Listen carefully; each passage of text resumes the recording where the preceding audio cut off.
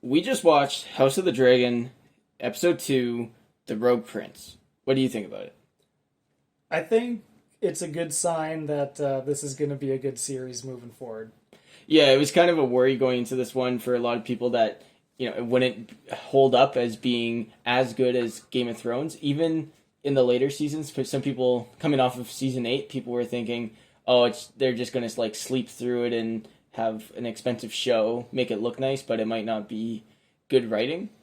But I think they kind of proved themselves with these last two episodes that this is going to be something really special, just as special potentially as Game of Thrones.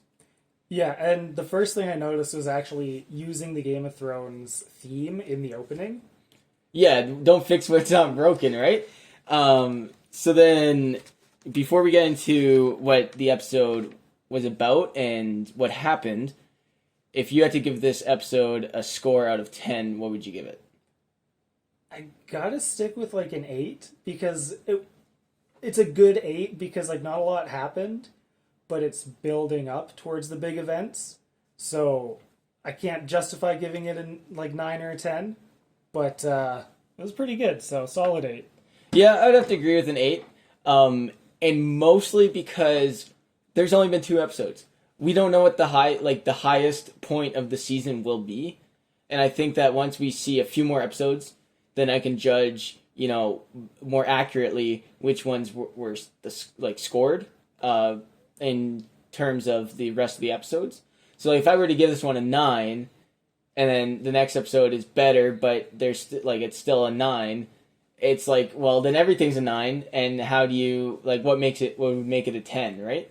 It's just very high quality TV. Gonna have to give it an 8, but I was thoroughly entertained, looked amazing, the writing was good, and there were some moments where you go, oh, dang, like they're going in on that. So then that was very, interesting, and I guess we'll get into it then.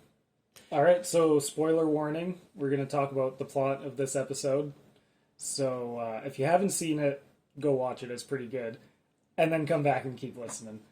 All right, so right off the start, we get an opening credit sequence. Last episode was just a title card for House of the Dragon and the lore dump of when it took place. But this one we actually get a 3D opening of, it looked like King Viserys's model of Valyria, and blood running through it.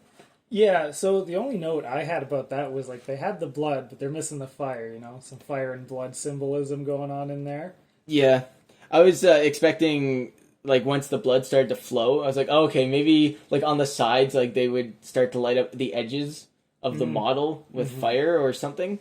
But I think that it's on par with the Game of Thrones opening. Maybe not as iconic because Game of Thrones did it first, obviously. And when you see the Game of Thrones one, especially when at the end when the Game of Thrones title comes in, it's very recognizable. With House of the Dragon, they didn't have that flare at the end. They just had the Targaryen logo.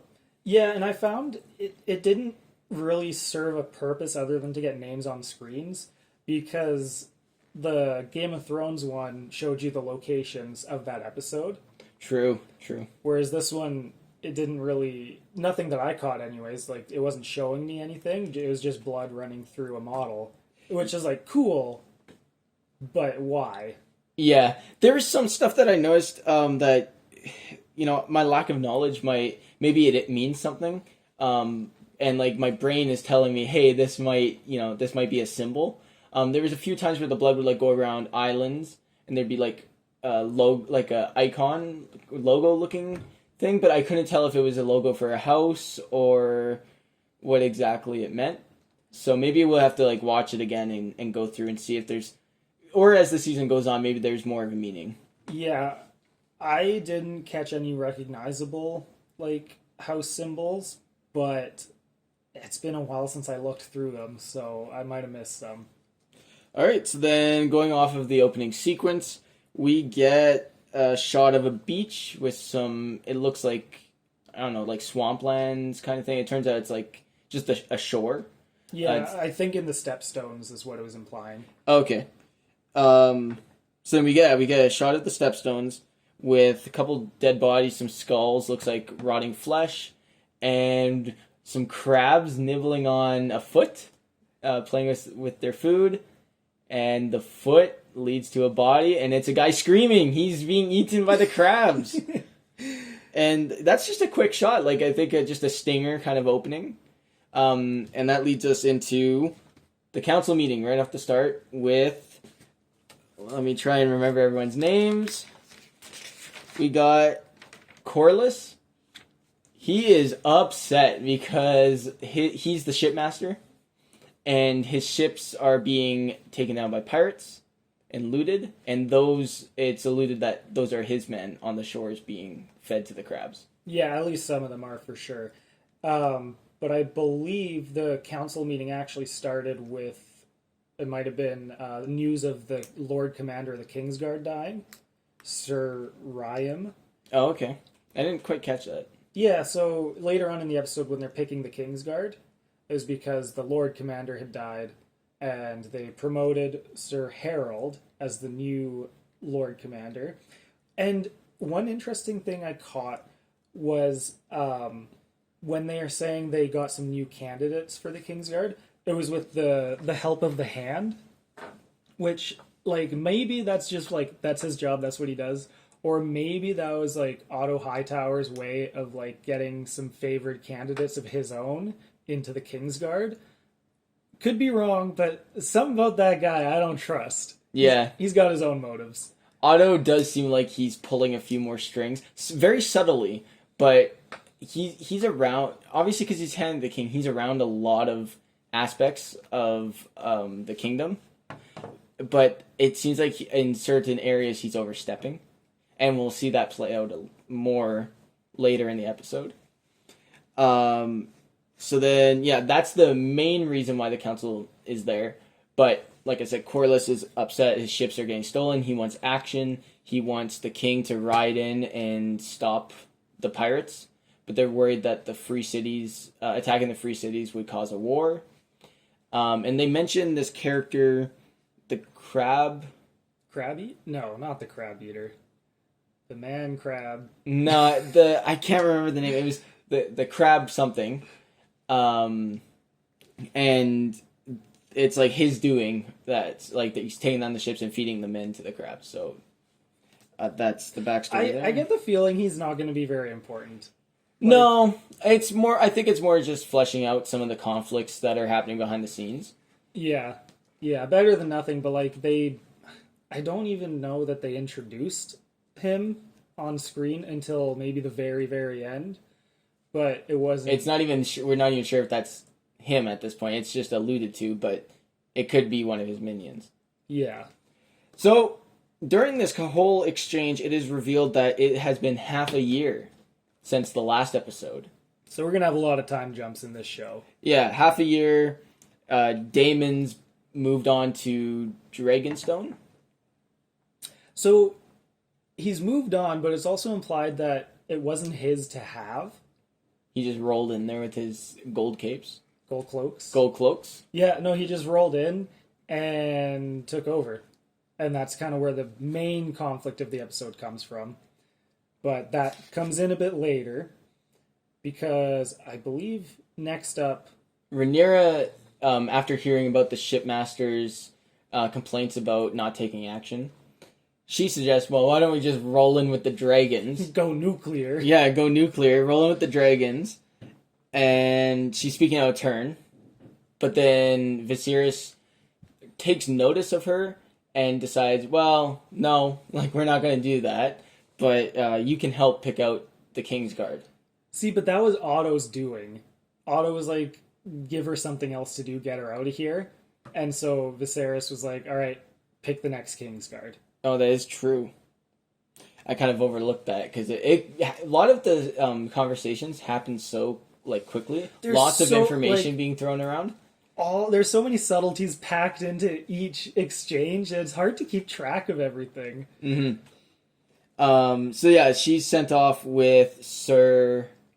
I believe it's Harold. I'm gonna do some research for next episode, figure out who the Kingsguard are. And they're so gonna yeah, be around. she's sent off with him to go check out the new Kingsguard candidates.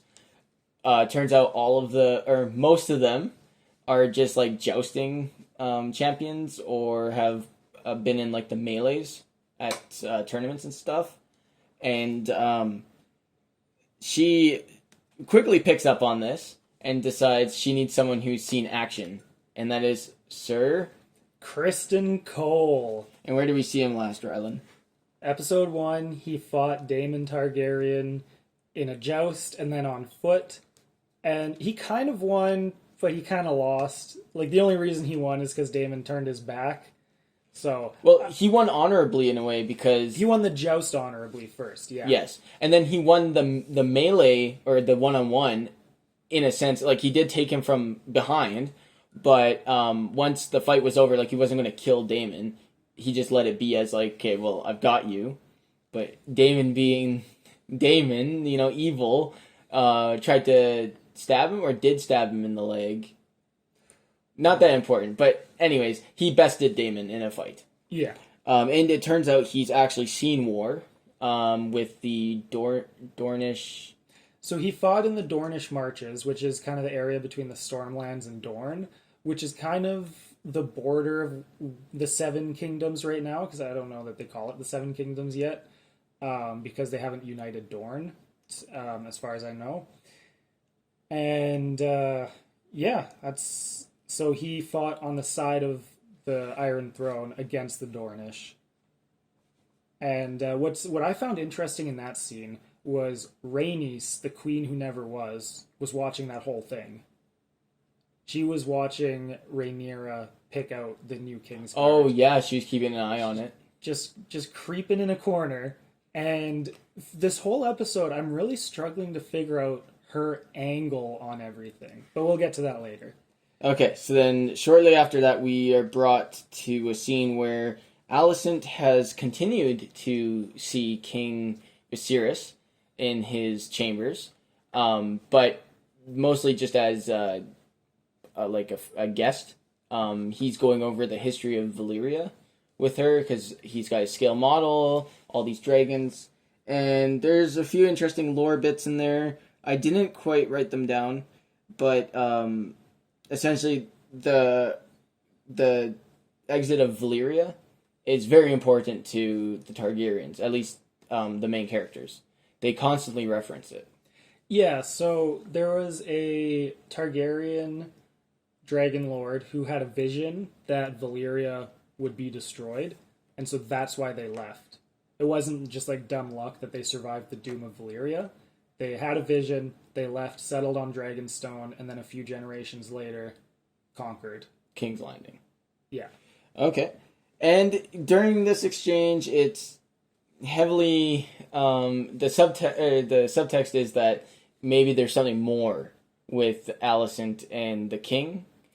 Yeah, like, Viserys seemed to be more comfortable around Alicent, like, the whole explaining Valyria and his diagram and everything.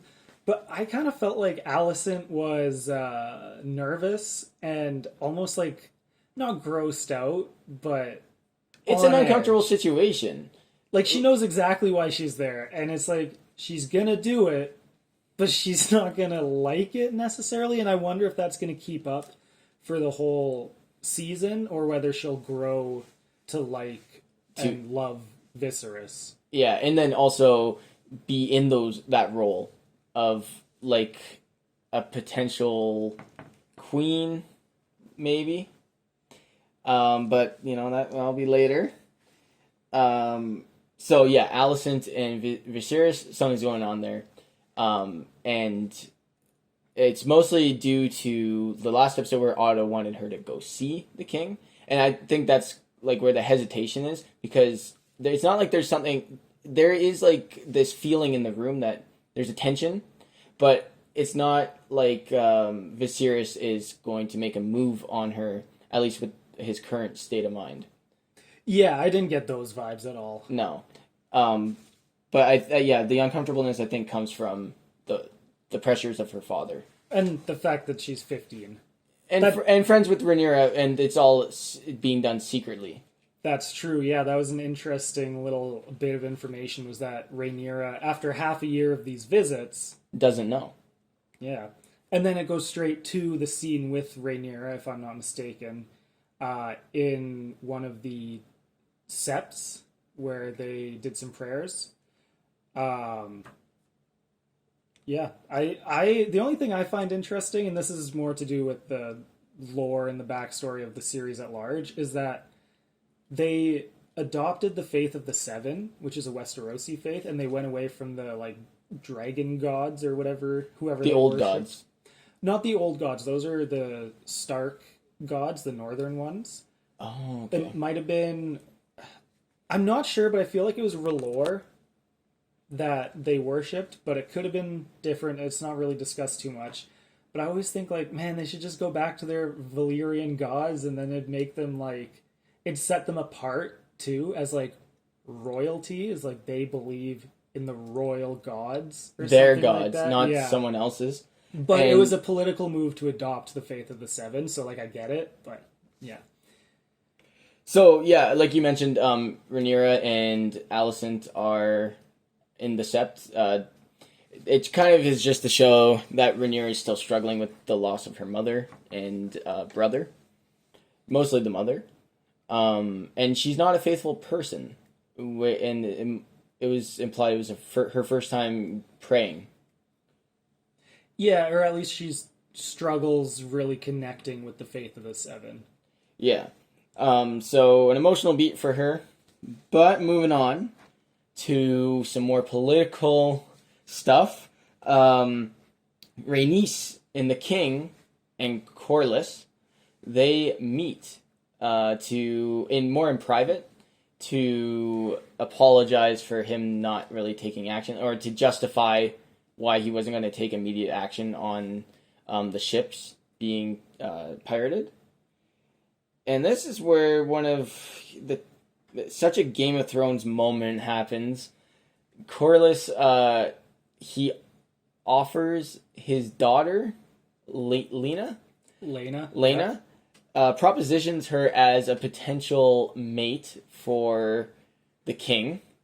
And in my mind, like at first I was like, okay, like they are related, which that's a Targaryen thing. Like you kind of have to put that in the back of your mind, right? Like it's not you have to let that go. Yeah, you have to let that go. And the thing that was concerning to me was like we hadn't seen the daughter, right? And so I was like, oh, this is whatever. Like they start to justify, power, like there's power in blood and their royalty and people who respect them. But then we get a bombshell. It's Lena and Viserys going for a walk. And Lena turns out only to be 12, dude. Yeah, so I knew she was young because as I remember getting a glimpse of her in episode 1 during the tourney. I didn't realize she was 12. Yeah, I guess we did see her there, but it didn't click for me. No, it's like you have to know ahead of time who that person was. But yeah, the fact that she was 12 is like gross. Very gross. Very medieval things, right? Like it's the times that they live in was still gross. Very, very. And Viserys kind of felt that too. Yeah, but I want to go back for a second. We kind of got ahead of ourselves. So after this proposition, we get a dinner between Viserys and Rhaenyra. It's one of the first times they've talked alone in half a year. But not much comes out of the conversation. The only thing I really noticed was with the blocking of the scene. They were on opposite ends of the table, and there were cricket noises in the background. Yeah, there's distance between them. They, like I said, they haven't spoken. There's still this grief about losing the mum that they're both struggling with. And I think they do talk about it in that scene for a little bit. But it's over just as quickly as it starts, pretty much. Yeah, and I think that the distance between them is only going to grow as the episodes keep coming.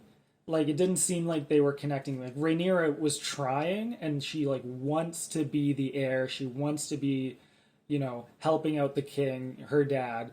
with ruling the realm, and she wants her voice to be heard. But he's kind of like, not yet. Yeah, you'll have your time, and right now you're just my daughter kind of thing. So we go from there to, I believe, with the Grand Maester and Otto Hightower. Viserys brings up the idea of Lena. What about marrying her, and if it's a good idea? And the Otto doesn't say too much, but the Grand Maester's like, it's a great idea. We should, yeah, it's totally a good power move. You show everyone that you got, strong bloodline, and basically all the reasons that Rhaenys and Corlys brought up. And in the scene, they are treating him for his infected pinky from episode 1. The throne is poisoning him. Yes, slowly, and I'm just kind of surprised. He still has that finger on his body. Like, hey, those maggots, they doing work. Yeah, they're trying to treat it with maggots eating the rotten flesh, but I think he's gonna lose it. Yeah, I would have to assume. So yeah, Grand Maester's into it. Otto Hightower, I think he kind of brings up like it's okay to grieve your wife a little bit longer. So, a little bit of lore here I'm going to give to you. The Hightowers come from Old Town, which is one of the bigger, if not the biggest, city in Westeros. And the Maester's Citadel is in the Hightower, I believe. Or no, it's the Citadel in Old Town. Okay. So, there's some theories out there that like Otto and the Grand Maester are kind of conspiring together. So I was keeping an eye out for because of that connection. Yeah, because of the connection, like they can help each other get more power. Well, not that the Grand Maester really needs more power if he's already the Grand Maester, but what I thought was maybe going on, and I could be wrong, was that the Grand Maester was like trying to pressure him into the marriage, knowing he's not ready for marriage yet because he's not over his wife. So to like do some reverse psychology stuff on the king to be like, yeah, go for it, man. And then the king's gonna be like, I'm not ready. She's only 12. Like, I can't do it. Okay. And then Otto to step in and do his proposition. But that's probably not what actually happened. I think they were just... Well, it's a good theory. I wouldn't put it past them. Because everyone is making moves here, man. Everyone. And it just gets deeper as the episode goes on. So, they discuss that, and then this is where we see Viserys and Lena going for their walk. They don't have much in common. She does mention a few interesting things. She's got a lot of questions about dragons, as a 12-year-old probably would. And they mention this big dragon. I didn't catch the name. Valyria the Black Dread? I believe so. And that it may still be alive. Oh, Vhagar. They were talking about Vhagar still being alive. So there were 3 dragons that helped conquer Westeros, and that was one of them. And that was, I guess, now the oldest living dragon, and therefore the biggest, because like dragons just grow and grow and grow. So big that they couldn't keep it in King's Landing. It would have been too big. Okay. But this brings me into my theory. If you look at the promotional images for House of the Dragon, the poster with Rhaenyra and a dragon behind her, that dragon's massive. I believe that they, probably closer to the end of the season, when they do the full time jump and go to the adult Rhaenyra, I think she is going to seek the big dragon. I'm not sure because I feel like they bond with their dragon. I could be wrong, but maybe that's Aragon. Like they bond with a single dragon. But it could happen. But I think it's more likely some other schmuck is going to try to do that and then maybe get burned, maybe not. Potentially it's Daemon. Daemon has his own dragon too, though. I do think that this dragon is going to come back into play. That is... Put that, put a pin on that one. Write that down. Write that down. All right, so then,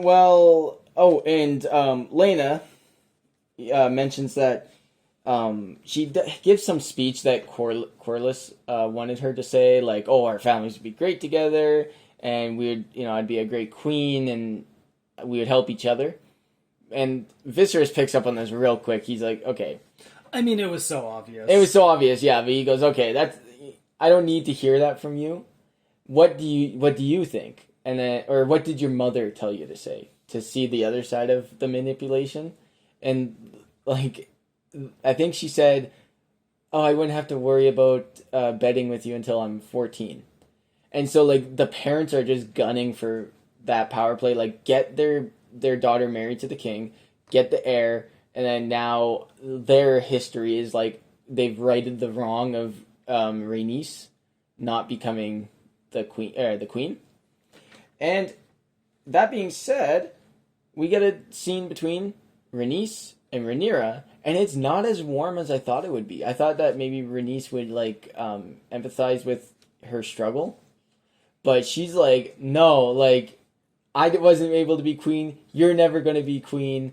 That's not how it's meant to be. She's jaded. Yeah, really jaded. And, which, like, you can't blame her. Because according to the laws of succession, she should have been the queen, but they went with the dude instead of the girl because... setting a new precedent and a new, what do you call it? Precedent. Yeah, a new precedent for male heirs. Mm-hmm. And that's when that started, because it wasn't before. It was implied that it was not that way before. Yeah, it just never came up that it had to be, like, that the choice was ever going to be for a queen until the Great Council, and then they were like, nah, we don't want a queen. And she's pretty bold. She straight up says to Rhaenyra's face, like, we're making plays. Like, this move with my daughter is going to guarantee that we have an heir, and you're going to be removed from your position, basically. And the next scene is between the king and Alicent Hightower again. When they met up the first time, he had, like, broke a model of his big, like, Valyria. I think it was a dragon from his big Valyrian model. It broke, and she gives him a gift, and it's the dragon. She got it fixed by the Stone Masters, I believe. That's who it was. Yeah. So there's, something going on between them.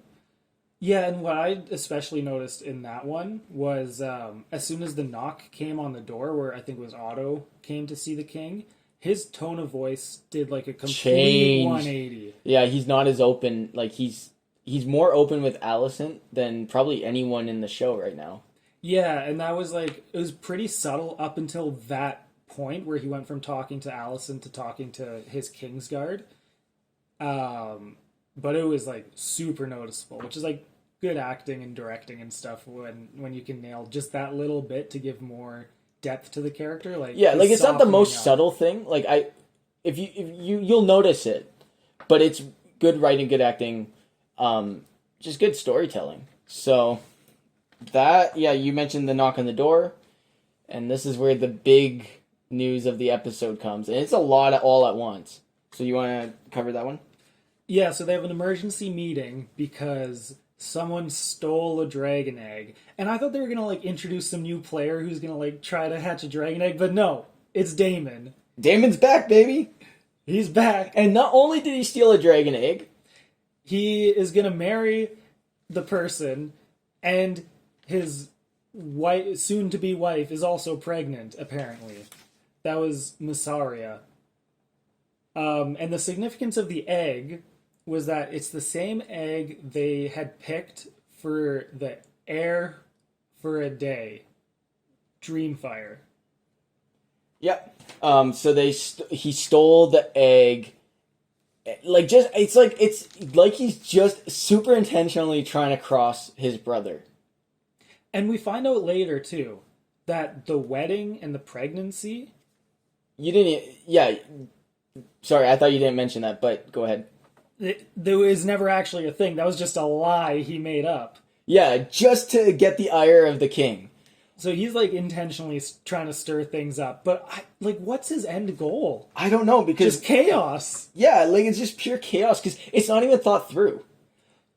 At least on face value, it doesn't seem like he has thought it through. Like, we get, the egg stolen, he's getting married, he's trying to have a kid, he's at Dragonstone, which is also, like, kind of a no-no because he wasn't supposed to be there. He just like showed up there, rolled in with his gold cloaks, and he's like, "This place, it's mine. I'm the," because it's like the where, like you're saying, that's where they first stopped, and so that's where their bloodline is. Yes. Like, that's the throne of the bloodline, right? The way I understand it is the heir to the throne is the prince or princess of Dragonstone. So it's rightfully Rhaenyra's throne and seat to have. And Daemon was sent to the Vale when in episode 1 when he got kicked out of King's Landing. So he's not where he's supposed to be. And he's in even a worse spot because he took what Rhaenyra should have, which is Dragonstone. Yeah, and he's throwing around all these like traditional terms, like he's the second wife, as it was supposed to be in the Targaryen history or something. Like it was like completely okay, and like he's putting in like all these like bits from their history, being like, "Well, I'm supposed to be here, and I'm supposed to have the second wife, and if you oppose this, basically." You're saying that you're not holding the traditional values of the Targaryens and you're weak. Yeah. So then the king was like, I'll roll in there myself. And everyone's like, don't do it, man. Like, not everyone. And I noticed this specifically. Otto says, I cannot allow you to do that. Not you shouldn't, but like he's so sure in his position and so like in control of Viserys, it seems, that he literally commands the king to stop what he's doing. And that leads Viserys to send Otto himself. Again, the thing with Otto, I don't know how he got his position, but that dude is crafty because he got the Kingsguard to go with him. That makes no sense because the Kingsguard... They should be at the castle, the keep, to protect the king. Yeah, the king in the air. That's the only people they have to protect is anyone in the royal bloodline. Not the hand of the king. That guy's replaceable, but apparently not. Otto's like got it going on, man. Otto is sitting higher than he should be. And so then he's about to take off, and he talks to Alicent, and it's still like he's trying to manipulate her into being with the king. Like, are you going to be in the king's chambers tonight? I think he says. Mm-hmm. And she doesn't answer him. She's still like having the nervous tick of chewing her or playing with her cuticles on her nails. So she's stressed out about the whole thing, and he's still trying to pressure her. But he has to take off, and this is where some of my favorite parts of the episode come, is Dragonstone. I hadn't seen the Game of Thrones, right? So I don't know what it looked like, but that place was crazy. It was breathtaking. Like, the shots, the way it, like, just the scale of how, like, the scale of the island and, like, it's like the walkway to That's it. a long walkway. It's like the Great Wall, but just to get to the keep. Mm-hmm. Yeah, and so we get this standoff between Daemon and Otto, and it's tense. Like, they're just throwing barbs at each other. Like, if you don't stand down, we will cut you down. And then the dragon. The trump card comes in. The nuclear option. Yeah. Daemon has the dragon roll up while taunting. Like, he's taunting them with the egg. He's got his wife, who's not happy with... Or it's not even his wife at this point, right? Because they're going to be wed in 2 days. Supposedly. Supposedly from this point. And every time he, like, brings her into the conversation, she is just not having it.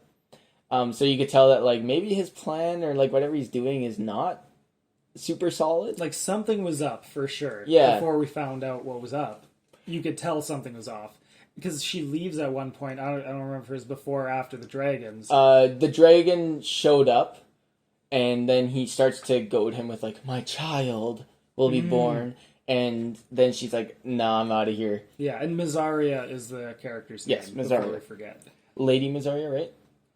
I don't know that she can go by lady because she's not, like, a noble at this point. She had some sort of appointment in front of... It was, like, something Mysaria. It might have been in Daemon's letter, but I would assume officially she's not. Well, I'll tell you, the kingdom does not like her. They don't use a very pleasant word when describing her. But that is, like, her profession. Yes. In air quotes, because, like, you know, medieval times and all that. Yes. So yeah, once the dragon shows up, Damon is just boasting, and he's showing off the like holding the egg and being like, "I'm gonna hatch this thing," And he's tossing it around like carefree too. Yeah. And Otto says, "Well, basically, if you won't stand down, we'll start a war. Or if it's war, like basically, if it's war you want, then well, we're here to start it." But then that quickly backs down once the dragon shows up. Mm-hmm. And we get not only do we get the one dragon, we get a second dragon coming through the mist, the clouds. And at first, like because I thought about had that big dragon on my mind. What was his name again?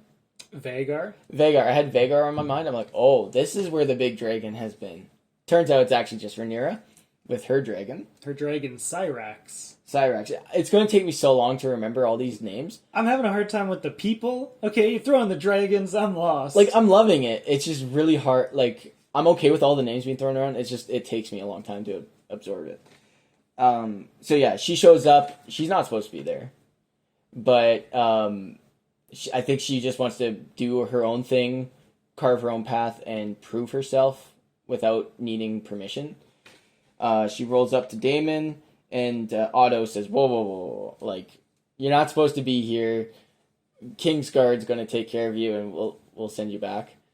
But then she's like, oh, I wouldn't make a move because my dragon is known to protect me. And so they just back off. And she approaches her uncle.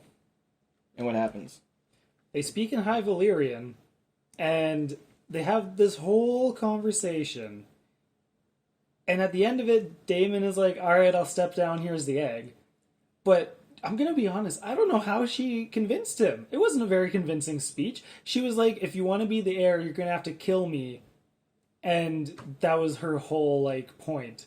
That was it. Kill me now, or basically give up. And, well, he did. I don't think he had it in him at that point. I don't think he had enough things. My reasoning for why he wouldn't kill her then and there, he didn't have enough set up to, like, enough of a plan thought out.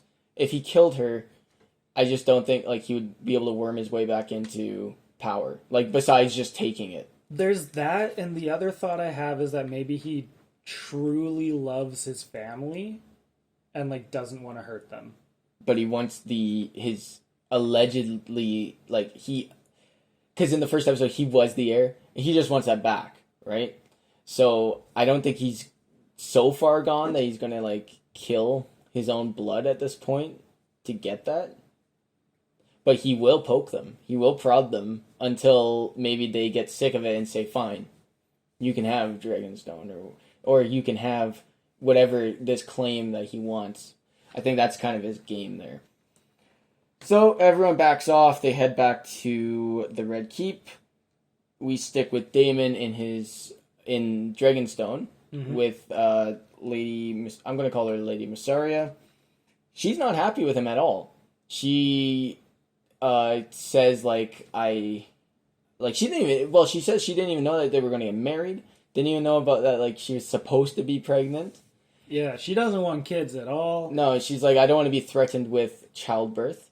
Mm-hmm. I've been traded. I've been, basically she's just lived like a horrible life, taken from her own land, traded around. The only power she had was like running her brothel, basically.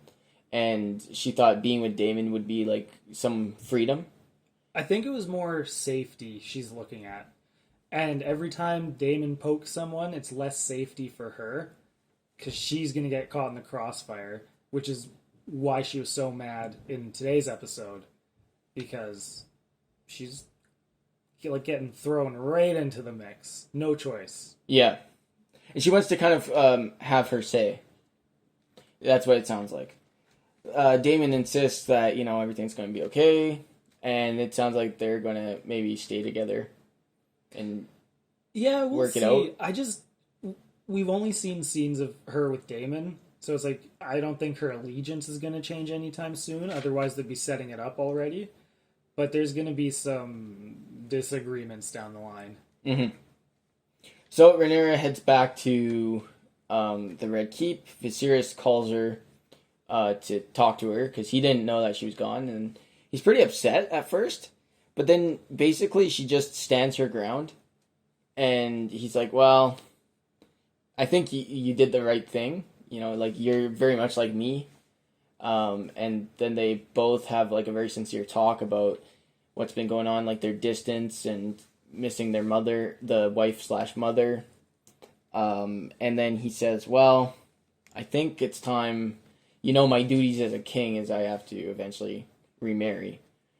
And when he said that, I think this is what he meant, but did he say something about, like, I'm not going to replace you as my heir? Yes, he said that you're still the heir, regardless of who I get as queen or birth. It's just he wants to protect the bloodline in case something were to happen to her. And by her going out to confront Daemon, it was reckless, and that it's not that he wants to hold her back necessarily, it's that he couldn't stand losing her. And on top of that, she's the only heir, and he's not going to change that. Okay. So she says, "You know what? I'm happy that you're going to get married. Like, it's, you know, your duties and everything's going to be fine." They're all cool with it. Until we get the next scene where he's contemplating the marriage, and he brings the council in to announce. We did miss one scene, and I think it was before the scene with Rhaenyra. He talks with a single council member. Oh, yes. I believe the name is Lionel Strong. I could be wrong about the name. But the bigger dude who's on the small council, I don't know his title either.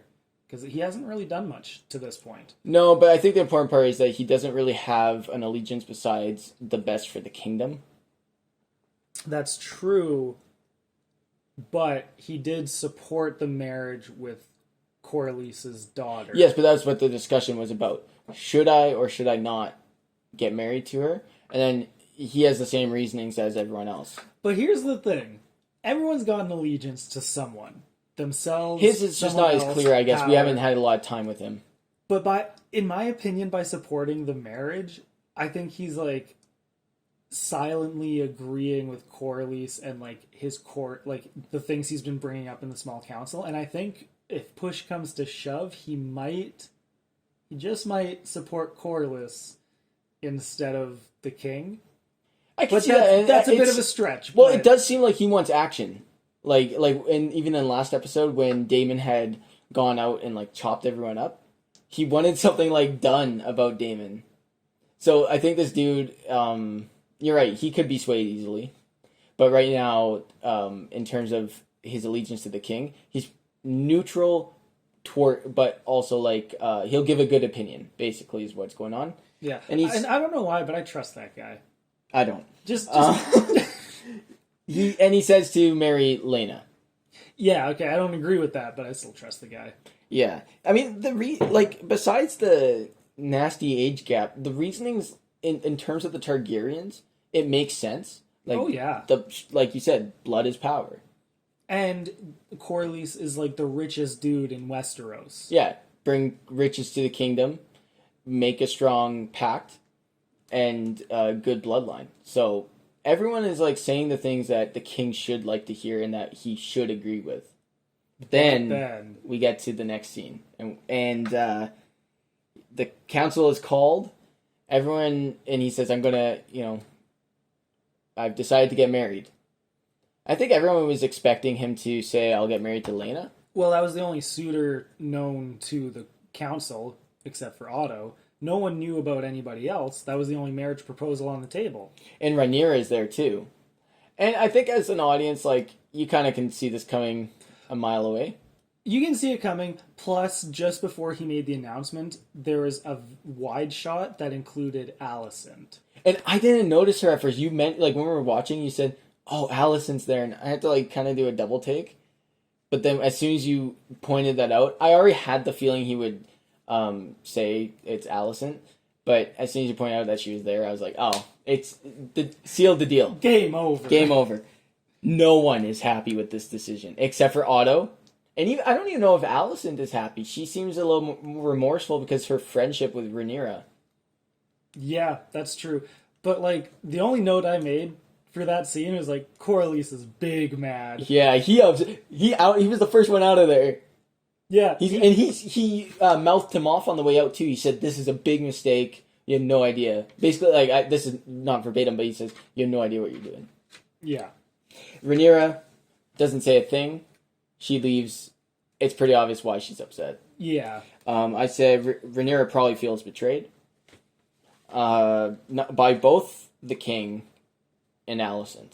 Yeah, and that's an interesting thing because those were her two closest people throughout this episode, but she's been betrayed by both of them, so who does she have now? I think going into the future, I honestly truly believe that she's going to somehow work with Daemon.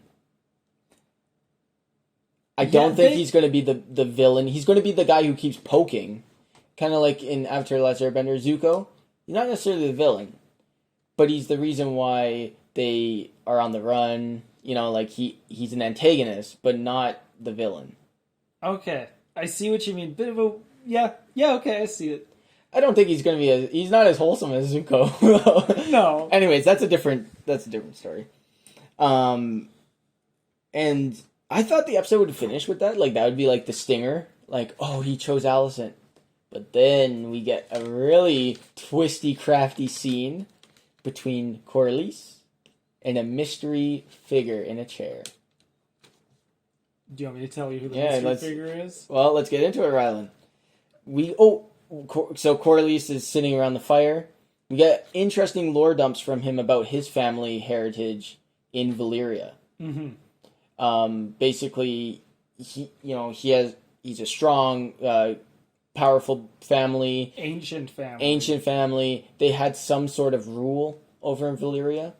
But they weren't dragon riders. And that's a big distinction in Valyrian culture back when it was a thing. Yeah, and that's kind of what he alludes to, the fact that that's why his family wasn't in power. Mm-hmm. If they could do the dragons, it's assumed that they would have been the leading family.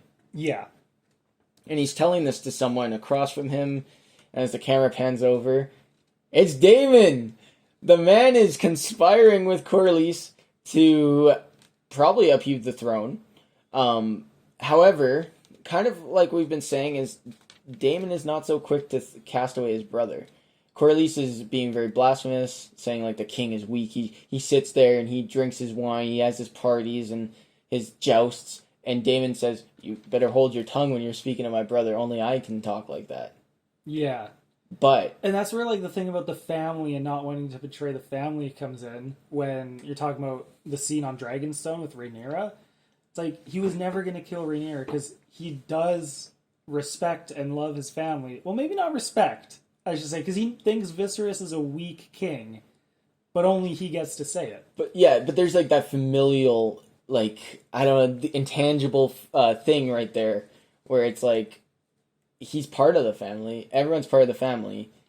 And you don't just throw them out, But he wants his damn respect.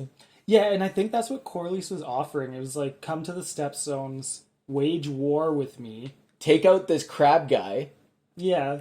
Show who's boss and let's make some money. And let's show the king this is how we rule. And not just the king. Everyone. And then we end on a stinger of just back on the beach. We see them crucifying some more people, being eaten by crabs, and we got a knockoff Leatherface looking dude. I don't think it's going to play in besides you know how the wildlings were kind of a threat to King, was it the Wall? The Wall. And they would show up every once in a while in the early seasons. I think that these guys might just be that equivalent, where they're not you don't have any main bad guys, but within that group, but they're just I don't know, they're a nuisance, and they're going to take care of them. Yeah, I think it's going to be a bit different than the wildlings in that there won't be any good crab dudes. They're all going to be against Westeros. You're not going to have any that are attacking Westeros for a personal reason that's justifiable. It's they're just straight up pirates, in my opinion. Yeah, but I think that's a good comparison in a way, because there are a lot of comparable aspects of the show, and that's just something I thought of.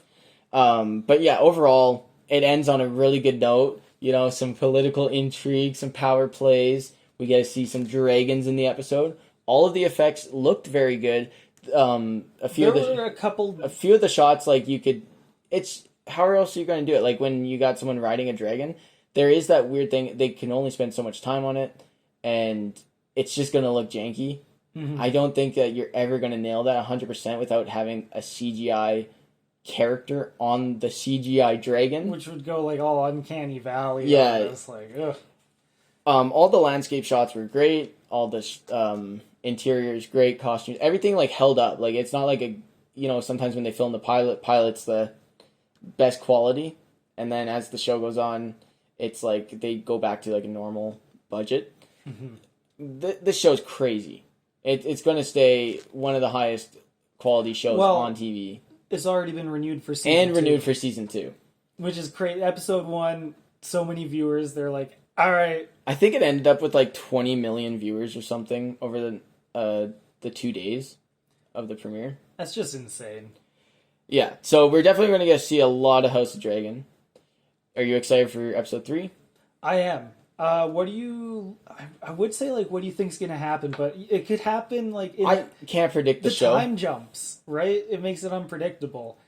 And I like it that way. I like that it's like, even with the time jump, we still have continuing plot lines. It's not like every episode's different.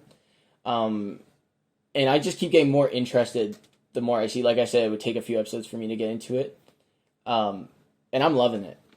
Yeah, my one concern is going to be juggling the amount of characters they want to have in the show, because there's a lot of characters already. Like I'm pretty sure Kristen Cole is gonna be important somehow.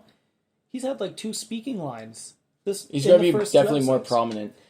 And I think what I would like to see, maybe not episode 3, but closer to the end of the season, leading into season 2, I would like to see a different location.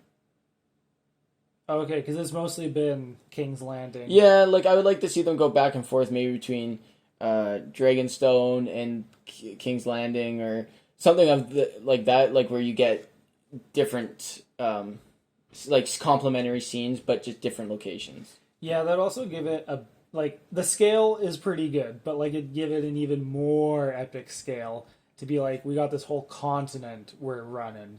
Yeah, like, I'm not talking about traveling, like having characters travel to different locations. Just have things maybe take place outside rather than in this hall. That's kind of what I want to see. I just want to see them flesh it out a little bit more. It's okay. The location specifically is kind of narrow, but when they do location. But when they do show off new places like Dragonstone, amazing. So I'm looking forward to that. I'm looking forward to where we go from here. All right. If you liked our discussion, let us know. Drop a like. If you want to see more of this, hit the subscribe button. Anything else, Rylan? No, that's pretty much it. It's a good show, and I'm looking forward to episode 3 and beyond. All right. Well, these were just our thoughts, and we'll see you next time.